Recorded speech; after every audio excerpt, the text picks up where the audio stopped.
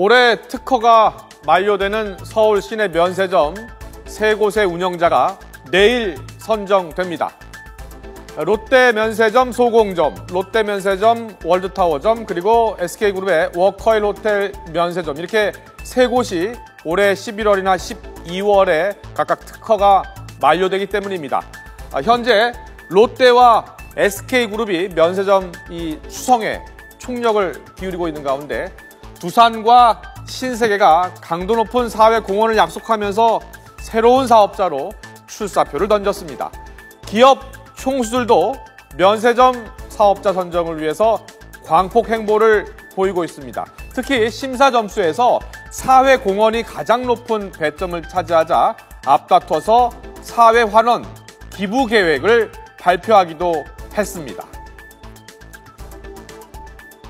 네, 먼저 롯데그룹의 신동빈 회장은 호텔 롯데 매출의 80%나 차지하고 있는 이 면세점 사업을 놓치지 않기 위해서 총력전을 펼쳤습니다. 특히 최근 불거지고 있는 형제 간의 경영권 분쟁으로 여론이 좋지 않다는 점을 고려해서 청년희망펀드에 70억 원, 사재 70억 원을 출연하기도 했고요. 취약계층 자립지원을 위해서 향후 5년간 1,500억 원을 지원하겠다라고 발표하기도 했습니다. 2020년까지는 세계 1위 면세점 사업자가 되겠다는 청사진도 발표를 했습니다. 그리고 정용진 신세계그룹 부회장도 지난 7월 신규 면세점 사업자 선정에 탈락하면서 이번엔 반드시 면세점 사업권을 획득하겠다라는 강한 의지를 보이기도 했습니다. 정 부회장은 현재 남대문 상권 활성화 프로젝트를 추진하는 등 지역 상생을 강조하면서 그동안 신세계가 갖고 있는 유통 노하우로 세상에 없던 면세점을 선보인다라는 각오를 밝히기도 했습니다.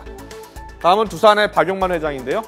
박용만 회장은 동대문 상권 활성화를 위해서 세운 미래창조재단 설립에 사재 100억 원을 내놓는 등 지역사회화 상생을 강조하고 나섰습니다. 특히 영업이익 10%를 순수기금으로 적립해서 사회에 환원하고 재원을 만들어서 중소기업을 지원하겠다고 약속했죠. 그리고 SK 최태원 회장입니다.